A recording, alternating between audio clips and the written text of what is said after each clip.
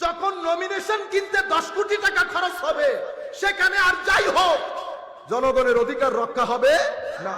যিনি 10 কোটি টাকা দিয়ে চেয়ারে বসবেন, উনি 100 কোটি টাকার নিয়াতে চেয়ারে বসবেন।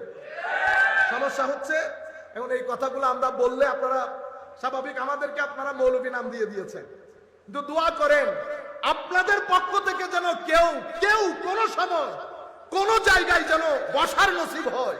তখন দুনিয়া দেখবে রাজনীতি আপনি বেশি বুঝেন না, আমরা বেশি বুঝি। তখন রাজনীতি শিখাই দেব। আমার সময় কম।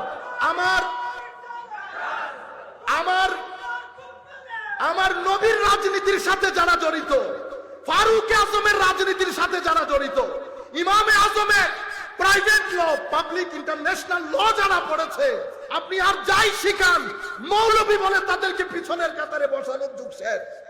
বসানোর যুগ শেষ। একটা নাম দেওয়া হয়ে গেছে মৌলবী। মনে রাখবেন, একজনকে তুলে আরেকজনকে বসানোর কোনো সুযোগ নাই। উম্মতে মুসলিমার শরীয়তের, দ্বীনের, হিকমতের, হাকিকতের, তরিকতের খেদমত তথা দ্বীনের খেদমত আমার নবীর উম্মতের ওয়ারিস আলেম খ্যাত উলামায়ে কেরাম করেছে। ঠিক আছে? আলেমদের মধ্যে 3 ধরনের আলেম। কেউ দেরায়তের আলেম, কেউ রিওয়ায়াতের আলেম, কেউ হাকিকতের আলেম। কেউ হাদিস শরীফ আমাদের পর্যন্ত পৌঁছিয়ে দিয়েছে, কেউ হাদিস শরীফের সমুদ্রে ডুব দিয়ে আমাদেরকে শরীয়ত শিখিয়েছে, কে একই সমুদ্রে ডুব দিয়ে আমাদেরকে তরিকত শিখিয়েছে। যারা তরিকত শিখিয়েছে তাদেরকে আমরা আহলে মারিফত বলি, আমরা তাদেরকে আহলুল্লাহ বলি, আমরা তাদেরকে আহলে হাকিকত বলি। যারা শরীয়ত শিখিয়েছেন তাদেরকে আমরা আহলুর দেরায়া বলি, যারা রিওয়ায়াত শিখিয়েছেন তাদেরকে আহলুর রিওয়ায়া বলি। কেউ মুহাদ্দিস, কেউ মুফতি, কেউ ওয়ালি, 3 জন মিলে দ্বীনের খেদমত করেছে। শিয়র শরীয়তের একজন পিঠ হলে আরেকজন ব্যাট। আপনি পিঠকে ব্যাট থেকে যেমন আলাদা করতে পারবেন না, অনুরূপ ভাবে একজনকে তুলতে গিয়ে আর বাকি 2 জনকে সমুদ্রের পৃষ্ঠে দিতে পারবেন না।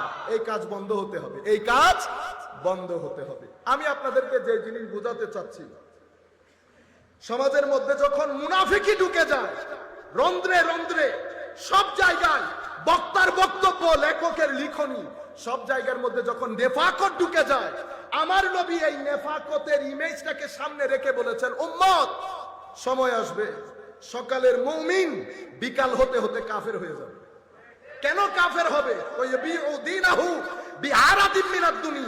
তো সামান্য দুনিয়াদারির জন্য দিন বিক্রি করে দেবে। এখন গোড়া নিয়ে দৌড়াইলেন আপনি মনে করছেন কি? আপনি মনে করছেন আপনি খেলাফত প্রতিষ্ঠা করে ফেলছেন। আমরা তো অনেক ইমোশনাল লোক, বুঝছেন না? অনেক ইমোশনাল। এখন যদি কেউ নিউ ইয়র্কের মধ্যে বাংলাদেশের নাম দিয়ে বোমাটা ফোটাই দেয়, আপনাদের হাততালি হবে। কিন্তু আপনারা জানেন না, এক বোমার কারণে আমার দেশ কয় কোটি টাকা লস করবে। আমরা ইন্টেলেকচুয়াল ক্যাপাবিলিটি নষ্ট করে ফেলেছি। এবং আমরা মাদ্রাসায় যারা পড়ি, আমাদের মাইন্ডসেটকে এত লিমিট করে ফেলা হয়েছে, একজনের বিরুদ্ধে একজন লাগিয়ে। এই মাদ্রাসায় পড়েছে, তার দৃষ্টিতে আমি মুসলমান না। সার্বক্ষণিক তাকে পড়ানো হয়েছে তোমার সমাজের মধ্যে এই মুসলমান না, এ কাফের, এ মুনাফেক, এ সেকুলার, তুমি নিজে শুধু মুসলমান। তা আপনি যখন বড় হয়ে উঠতেছেন, আশেপাশে কোনো মুসলমান দেখেন নাই, আপনার চিন্তা চেতনার মধ্যে, আইকিউর মধ্যে কোনো বিস্তৃতি নসিব হয় নাই। As a result of this, যেই মাদ্রাসা থেকে গাজালি বের হতো, সেই মাদ্রাসা গাজালি তো দূরের কথা, মসজিদের খতিব পর্যন্ত বের হচ্ছে না সেই মাদ্রাসা থেকে। আপনি রাস্তার মধ্যে ঘোরাঘুরি করলেন, আসলে আপনি ঘুরেন নাই। ইন্টারন্যাশনাল দুনিয়া টাকা পয়সা দিয়ে আপনাকে দিয়ে একটা ইমেজ তৈরি করেছে প্রপাগান্ডার জন্য। কিসের জন্য? প্রপাগান্ডা। এটাকে বলে আর্ট, মানে অসত্য, হাফ সত্য, ফলস। একটা নিউজকে আইটেম করে কিছু মানুষের মাধ্যমে একটি করে সমাজের মধ্যে, পৃথিবীর মধ্যে বিক্রি করে, সেটার মাধ্যমে একটা রাষ্ট্র পর্যন্ত, একটা সভ্যতা জ্বলে পুড়ে ছারকার হয়ে যায়। বাংলাদেশের বিরুদ্ধে প্রপাগান্ডা করতে করতে ইমেজ তৈরি হয়েছে না? সাকসেসফুল তো।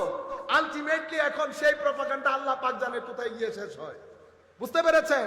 আমরাই কিন্তু part and parcel of that propaganda. আমরা বুঝতে পারছি না, কারণ আপনি যাকে আপন মনে করছেন সে আপনার আপন না, তার কাছে কোনো আপন পর নাই, তার কাছে কোনো আপন পর। জানাজা আমি পড়বো আপনার, বাইরে থেকে কেউ আসবে না পড়তে। আপনারা বুঝতে পেরেছেন?